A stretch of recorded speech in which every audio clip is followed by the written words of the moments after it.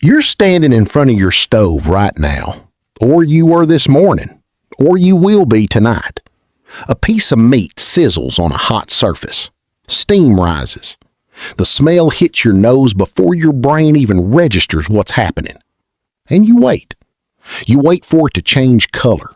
You wait for the outside to brown. You wait for the inside to reach a temperature that makes it safe to eat. And then you eat it. But here's the question that should actually bother you. Why? Why are you doing that? That takes time. It requires energy. It requires a tool, the stove. You could just eat the meat raw. Every other carnivore on this planet does. A lion doesn't cook its kill. A shark doesn't. A wolf doesn't. They kill, they tear, they swallow. Raw, fast, done. But you stood there and heated it first. And the reason you do that, the real reason, isn't what you learned in school. It isn't just about making food safer or killing bacteria. The answer to why humans cook reaches back into some of the deepest parts of who we are as a species. It connects to the size of your brain, the shape of your body, the way you think, the way you bond with other people, and how every civilization on Earth came to exist. And it all started with fire and a piece of meat, probably more than 2 million years ago. Let's start with the obvious question first. What changes when you cook something? When you apply heat to meat, you're doing something that seems simple, but is actually profound. You're breaking down the protein structure. You're making it softer. You're making it easier to chew. You're making it easier to digest. And here's what's wild about that. Raw meat is incredibly hard to digest. Your stomach has to work. Your teeth have to work. Your jaw has to work. It's labor intensive. But here's where it gets interesting. Because a few decades ago, a Harvard primatologist named Richard Wrangham started noticing something. Our bodies don't look like other ape bodies. Our stomachs are smaller. Our jaws are smaller. Our teeth are smaller. Our guts are smaller. For primates, we're built weird. We're built like animals that don't have to chew for hours. We're built like animals that have already processed their food somehow. And Wrangham started asking a question. What if that's because of cooking?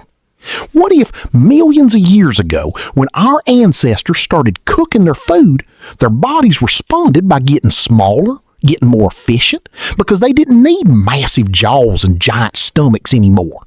The food was already soft. The work was already done. What if cooking literally rewired our evolution? The evidence for this is fascinating. If you look at early human skeletons, the ones dating back more than 2 million years, you start to see this shift. The jaw gets smaller, the teeth get smaller, the gut gets shorter, and you can track it over time. As our ancestors got better at cooking, their digestive systems got smaller. Their bodies became more efficient. And here's the crazy part. That freed up resources. Digestion takes energy. A massive gut takes energy. Chewing for hours takes energy. By cooking food, we reduce the energy cost of eating. And where did that extra energy go? Into our brains. Your brain is expensive. It's the most energy-hungry organ in your body. It uses about 20% of your daily calories just to exist, just to maintain basic function. Most other animals can't afford that. They don't have brains big enough to support that kind of energy requirement. But if cooking reduced the energy cost of digestion, that meant our ancestors could spend more calories on brain growth without starving. And that's exactly... But when did this actually start? When did humans first figure out that heat makes food better?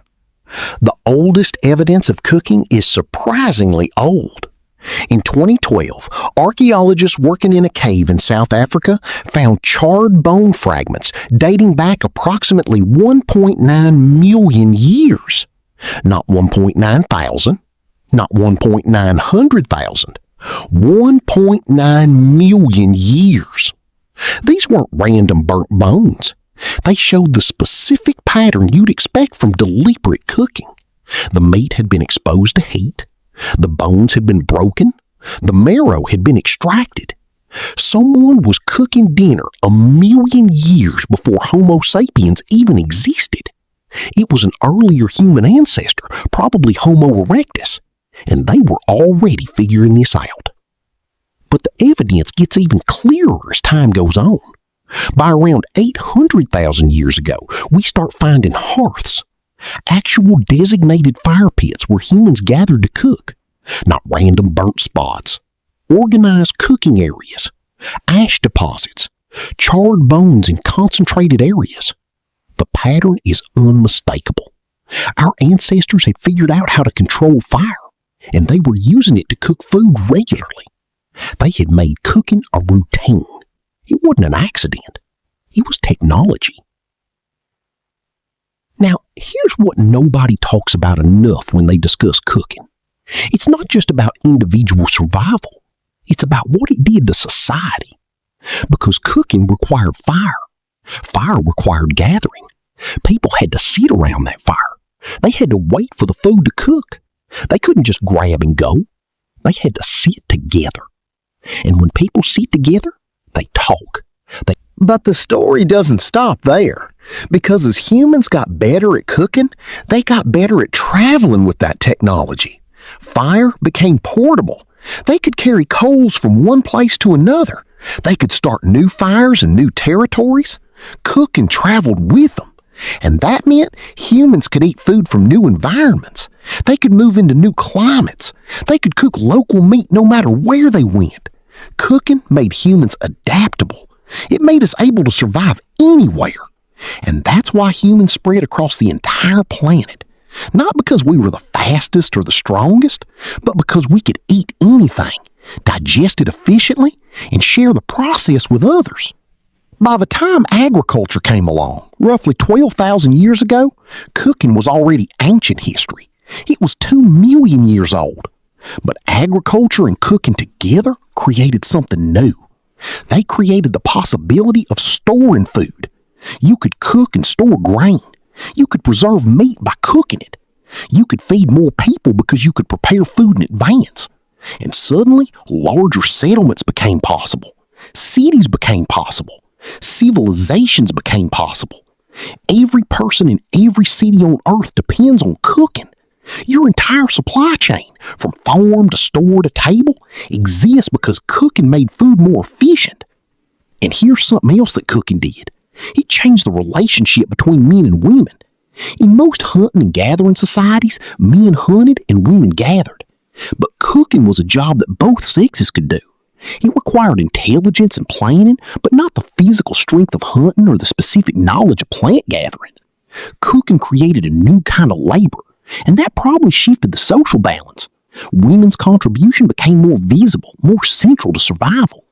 Some anthropologists argue that cooking is actually one of the reasons gender roles became more equal in human societies. A woman tending the cooking fire was doing something essential and visible to the whole group. Let's talk about what cooking actually demands of you, though, because it's not simple. Cooking requires planning. You have to decide in advance what you're going to eat. You have to imagine a future meal. You have to gather ingredients. And because cooking was more efficient, it freed up energy for brain growth. Bigger brains meant more complex thought. More complex thought meant language.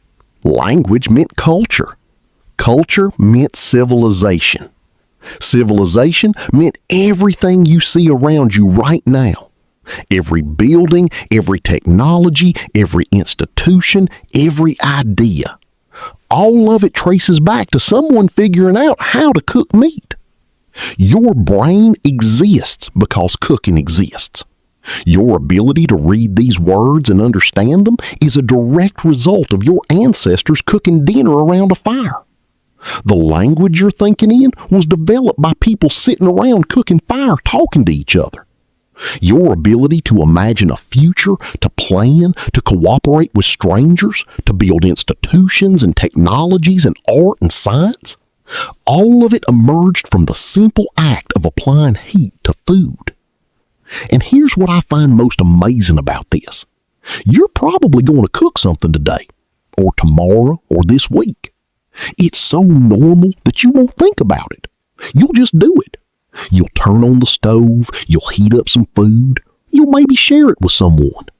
And you probably won't realize that you're continuing a chain of behavior that goes back 2 million years. You're doing something that made you human. You're doing something that built civilization. You're doing something that your brain literally evolved to depend on. When early humans first cooked food, they couldn't have imagined the world it would create. They probably just noticed that cooked meat was easier to eat and kept doing it. They had no idea they were starting something that would reshape their bodies, grow their brains, create language, build communities, make civilization possible. They just cooked dinner. But that act, repeated across millennia, across continents, across generations, changed the trajectory of an entire species. And because cooking was more efficient, it freed up energy for brain growth. Bigger brains meant more complex thought. More complex thought meant language. Language meant culture. Culture meant civilization. Civilization meant everything you see around you right now. Every building, every technology, every institution, every idea.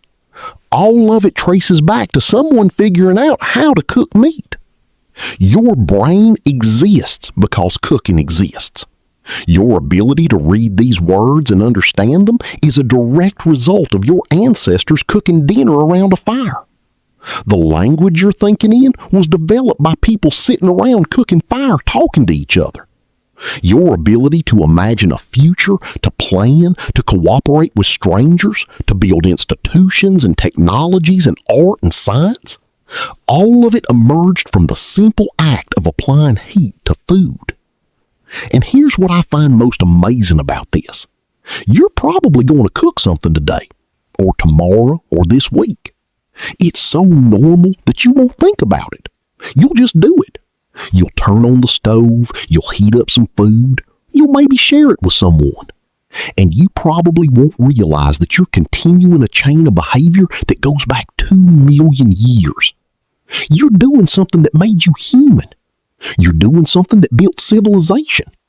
You're doing something that your brain literally evolved to depend on. When early humans first cooked food, they couldn't have imagined the world it would create. They probably just noticed that cooked meat was easier to eat and kept doing it. They had no idea they were starting something that would reshape their bodies, grow their brains, create language, build communities, make civilization possible. They just cooked dinner. But that act, repeated across millennia, across continents, across generations, changed the trajectory of an entire species.